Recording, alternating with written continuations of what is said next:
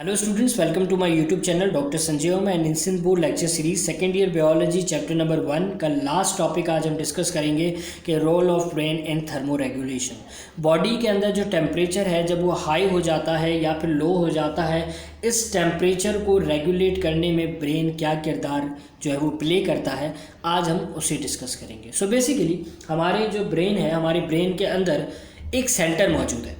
ठीक है, उस सेंटर को अगर हम कहें तो वो सेंटर क्या करता है, वो सेंटर हमारी बॉडी के अंदर टेम्परेचर को रेगुलेट करता है। मतलब जितने भी मैकेनिज्म्स हमने पीछे पढ़े, फिजियोलॉजिकल मैकेनिज्म्स पढ़े, बिहेवियर मैकेनिज्म्स पढ़े, ठीक है, शिवरिंग नॉन शिवरिंग मैकेनिज्म्स पढ़े, तो ये जो भी मैकेनिज्म्स हैं ये बॉडी परफॉर्म करती है। ठीक है, जिसमें फिजियोलॉजिकल मैकेनिज्म हमारी बॉडी परफॉर्म करती है और बिहेवियर हम अपनी विल से करते हैं। मतलब बिहेवियर हम करना चाहें तो कर भी सकते हैं, ना करना चाहें ना भी कर सकते हैं, लेकिन जो फिजियोलॉजिकल मैकेनिज्म्स जितने भी हैं वो हमारी बॉडी खुद से परफॉर्म करती है। तो जब हमारी बॉडी खुद से परफॉर्म करती है तो कोई ना कोई ऐसा जो है सिस्टम होगा, कोई ना कोई ऐसा सेंटर होगा जो हमारी बॉडी को ये इंस्ट्रक्शंस देता है कि आपने ये फंक्शन परफॉर्म करना है ताकि बॉडी का जो टेम्परेचर है वो रेगुलेट हो सके। सो जब हमारी बॉडी का टेम्परेचर जो है वो हाई या कम हो जाता है, हाई या लो हो जाता है, और इस चीज़ को जब बॉडी ने नॉर्मल करना होता है तो ब्रेन इसमें एक इम्पॉर्टेंट रोल प्ले करता है। और हमारी बॉडी के अंदर ब्रेन का एक पार्ट है, ठीक है, जिसे हम आम अल्फाज में थर्मो रेगुलेटरी सेंटर कह रहे होते हैं। ठीक है, ये थर्मो रेगुलेटरी सेंटर जो है इसका हम एक और नाम हमने रखा है थर्मोस्टेट। और ब्रेन का वो पार्ट जिसे thermostat and thermo regulatory centre कहा जाता है, उस पार्ट का नाम है हाइपोथैलेमस। ये हाइपोथैलेमस आपके ब्रेन का वो पार्ट है जिसे हम थर्मो रेगुलेटरी सेंटर, मतलब टेम्परेचर को रेगुलेट करने वाला सेंटर, या फिर थर्मोस्टेट, ठीक है, थर्मोस्टेट भी कह रहे होते हैं। अब ये सेंटर जो है, ये सेंटर क्या करता है, ये सेंटर क्या करता है कि हमारी बॉडी के टेम्परेचर को एक स्पेसिफिक रेंज, एक स्पेसिफिक पॉइंट और एक स्पेसिफिक सेट पॉइंट के अंदर जो है उसे मेंटेन करके रखता है। अगर टेम्परेचर हाई हो जाता है तो उसे वापस वहाँ से नीचे लेकर आ जाता है, और जब कम हो जाता है तो उसे ऊपर ले जाता है। अब ये प्रोसेस होता कैसे, देखो होता ऐसे है कि हमारी जो स्किन है उस स्किन के अंदर कुछ रिसेप्टर्स मौजूद हैं, और वो रिसेप्टर जो हीट को क्या या फिर टेम्परेचर को जो है आइडेंटिफाई करते हैं, उसे हम कहते हैं थर्मो रिसेप्टर।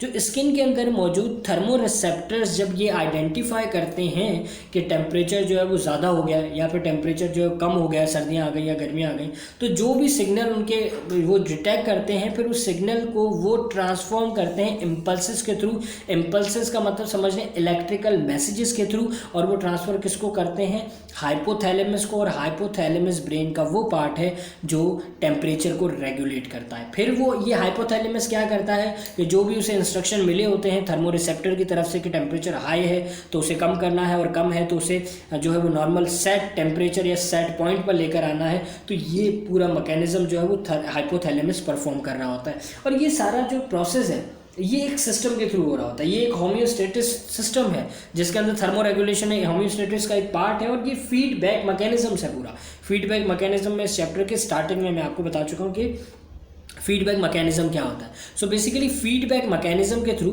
मतलब जो चीज़ कम है उसको जो ज़्यादा है उसको कम कर दो, कम है तो ज़्यादा कर दो, जो भी है, जिस तरह हम डिस्कस कर चुके हैं कि फीडबैक मैकेनिज्म्स भी हमारे पास दो तरह के हैं, पॉजिटिव एंड नेगेटिव। अगर आपको फीडबैक मैकेनिज्म्स का कॉन्सेप्ट क्लियर ना हो तो इसी चैप्टर का जो है सेकंड टॉपिक है जो मैं डिस्कस कर चुका हूँ, तो ज़रा आप वो ज़रूर चेक कीजिएगा। अब हम आते हैं फीवर की तरफ कि फीवर क्या होता है।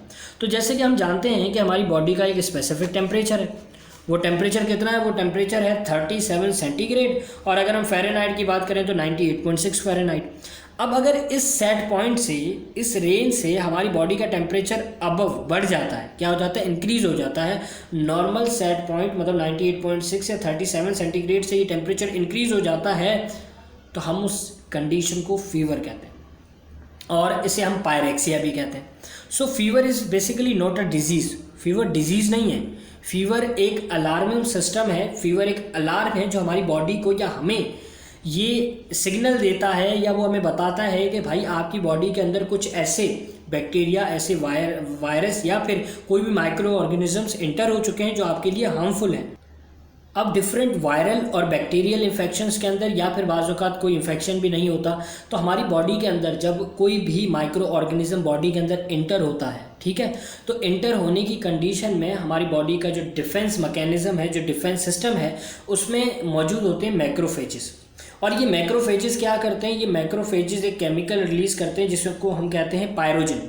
और ये मैक्रोफेजेस जब ये पायरोजिन रिलीज़ करते हैं तो ये पायरोजिन बॉडी के टेम्परेचर को इंक्रीज़ कर देता है।